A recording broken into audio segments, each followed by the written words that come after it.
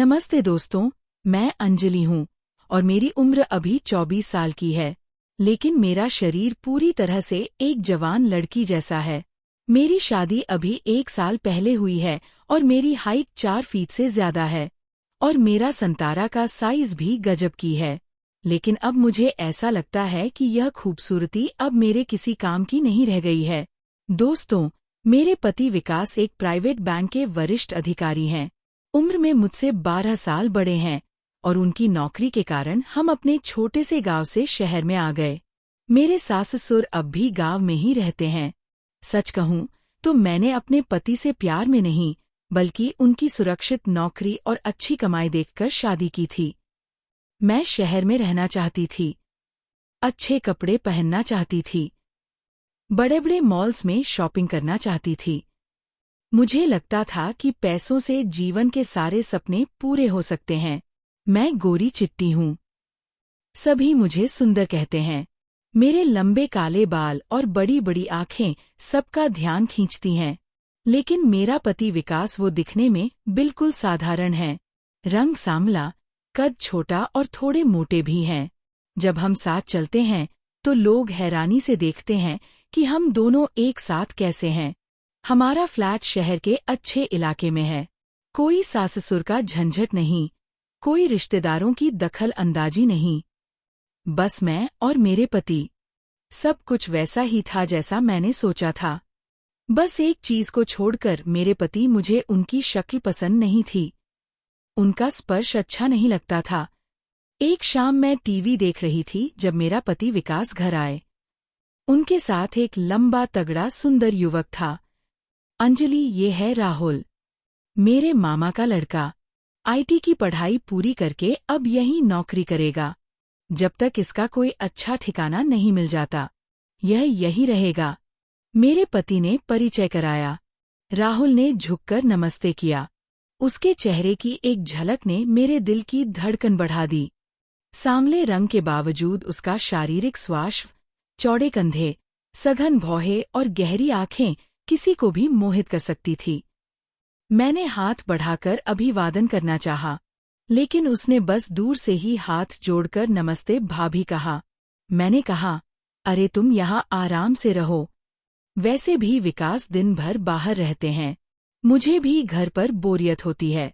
राहुल के आने से मेरा भी वक्त अच्छा बीतेगा। फिर मेरे पति ने राहुल को घर के पीछे वाले कमरे में ठहराया और मुझसे कहा, अंजलि, राहुल बहुत शर्मीला है। जो भी जरूरत हो तुम्हें ही पूछना होगा। मैं तो दिन भर ऑफिस में रहता हूँ। मैंने मन ही मन सोचा, फिक्र मत करो, मैं इसका अच्छे से ख्याल रखूंगी। अगली सुबह मैं जल्दी उठकर नहाई धोई और अपने सबसे अच्छे सूट में तैयार हुई। बालों को खुला छोड़ा, हल्का मेकअप किया और थोड़ा परफ्यूम भी लगाया। जब मैं लिविंग रूम में पहुंची तो राहुल योगा कर रहा था। उसका फिट शरीर, पसीने से चमकता चेहरा और मजबूत बाहें देखकर मेरा मन विचलित हो गया। जैसे ही उसकी नज़र मुझ पर पड़ी, वह तुरंत उठा और टी-शर्ट पहनकर गुड मॉर्निंग भाभी कहकर अपने कमरे की तरफ बढ़ गया। मैंने सोचा, अरे ये तो मुझे देखता ही नहीं। फिर मैंने खुद को संभाला और अपने आकर्षण पर भरोसा रखते हुए खास नाश्ता बनाया, पनीर पराठे और दही। जब विकास और राहुल नाश्ता करने बैठे तो मैं भी उनके साथ बैठ गई। मैंने जानबूझकर अपनी कुर्सी राहुल के पास रखी, लेकिन उसने सिर झुकाए अपना नाश्ता किया और मेरी ओर देखने से भी बचता रहा। राहुल, नाश्ता कैसा लगा? मैंने मुस्कुराते हुए पूछा। बहुत अच्छा भाभी, आपका बहुत बहुत धन्यवाद, वह शर्माते हुए बोला और जल्दी से अपने कमरे में चला गया। थोड़ी देर बाद विकास और राहुल दोनों बाहर जाने के लिए तैयार हुए। राहुल, पहले दिन से ही कॉलेज जा रहे हो? मैंने पूछा। हाँ भाभी, कॉलेज तो जाना ही होगा, साथ ही अपने रहने का इंतजाम भी देखना है, उसने बिना मेरी तरफ देखे जवाब दिया। दोनों के जाने के बाद मैं दिन भर राहुल के ख्यालों में खोई रही। मुझे समझ नहीं आ रहा था कि वह मुझसे इतना दूर क्यों रहता है। क्या मैं उसे आकर्षित नहीं करती? शाम को मैंने अपनी सबसे खूबसूरत लाल साड़ी पहनी, बालों को स्टाइलिश अंदाज में बांधा, काजल और लिपस्टिक लगाई। कानों में झुमके और गले में सुंदर हार पहना। सच कहूं तो इतनी सज-धज मैंने अपने पति के लिए कभी नहीं की थी। जब मेरे पति और राहुल घर लौटे तो मेरे पति विकास मुझे देखकर खुश हो गए। वाह अंजलि, आज तो बहुत सुंदर लग रही हो। क्या बात है? विकास ने मेरी तारीफ की। लेकिन जिसके लिए मैं इतनी सजी धजी थी उसने मेरी तरफ एक बार भी नहीं देखा। राहुल अंदर आते ही सीधे अपने कमरे में चला गया। अंजलि, तुम इतनी खूबसूरत लग रही हो। चलो आज बाहर डिनर करते हैं, मेरे पति ने उत्साह से कहा। लेकिन मेरा मूड खराब हो चुका था। नहीं, मुझे सिर दर्द हो रहा है, तुम जाओ, मैं आराम करूंगी, मैंने कहा और अपने कमरे में चली गई। मैंने गुस्से में अपने गहने उतार फेंके और आईने के सामने खड़ी होकर खुद से सवाल करने लगी, क्या कमी है मुझ में? क्यों नहीं देखता वह मेरी तरफ? मेरा गुस्सा और निराशा बढ़ती जा रही थी। मैंने कपड़े बदले और किचन में खाना बनाने चली गई।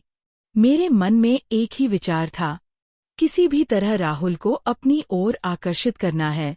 अगले 5-6 दिनों में मेरी हालत और भी बुरी हो गई। राहुल मेरी मौजूदगी में जैसे असहज होने लगा था। जितना मैं उसके करीब जाने की कोशिश करती वह उतना ही दूर भागता। मैं अपने बालों को खुला रखती, सुंदर सुंदर सूट और साड़ियां पहनती, मनमोहक इत्र लगाती, लेकिन वह मुझे ऐसे देखता जैसे मैं कोई दीवार हूं। एक दिन मैंने अपने पति से पूछा, राहुल का कहीं और रहने का इंतजाम हुआ क्या?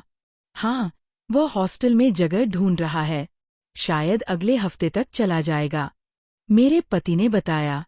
यह सुनते ही मेरे माथे पर चिंता की लकीरें उभर आई। बस एक हफ्ता अगर राहुल चला गया तो मैं उसे कैसे पाऊंगी? मुझे जल्द ही कुछ करना होगा, वरना वह मेरी जिंदगी से हमेशा के लिए दूर हो जाएगा। अगले दिन सुबह जब मेरा पति ऑफिस चले गए, मैंने एक योजना बनाई। मैं छत पर गई और वापस आते वक्त सीढ़ियों से जानबूझकर फिसल गई। मेरी चीख सुनकर राहुल दौड़ता हुआ आया। भाभी, क्या हुआ? आप ठीक तो हैं? उसके चेहरे पर वास्तविक चिंता थी। राहुल, मेरा पैर बहुत दर्द हो रहा है, मैंने दर्द से कराते हुए कहा। राहुल ने बिना किसी हिचक के मुझे अपनी बाहों में उठा लिया और नीचे ले गया। उसकी छाती से लगकर मेरा दिल जोरों से धड़क रहा था। उस वक्त मैं चाहती थी कि ये पल कभी खत्म ना हो। मेरा पति को फोन करके राहुल मुझे तुरंत अस्पताल ले गया। डॉक्टर ने जांच की और बताया कि मेरे टखने में मोच आई है और कम से कम 15 दिन तक मुझे आराम करना होगा। टखने पर प्लास्टर करना होगा और आपको बिस्तर पर आराम करना होगा, डॉक्टर ने कहा। घर लौटने पर मेरा पति चिंतित था। अब मैं तुम्हारी देखभाल कैसे करूंगा? मैं तो दिन भर ऑफिस में रहता हूँ। राहुल ने तुरंत कहा, भैया आप चिंता मत करिए, मैं यहीं रहकर भाभी की देखभाल कर लूंगा। लेकिन तेरा कॉलेज? मेरे पति ने पूछा। कोई बात नहीं, सेमेस्टर अभी शुरू ही हुआ है, कुछ दिन छोड़ दूंगा, भाभी की सेहत ज्यादा जरूरी है, राहुल ने कहा। मेरे चेहरे पर मुस्कान आ गई। मेरी योजना काम कर गई थी। अब राहुल को मेरी देखभाल करनी होगी, मेरे पास रहना होगा। इसका मतलब मेरे पास उसे अपना बनाने के लिए पूरे 15 दिन थे।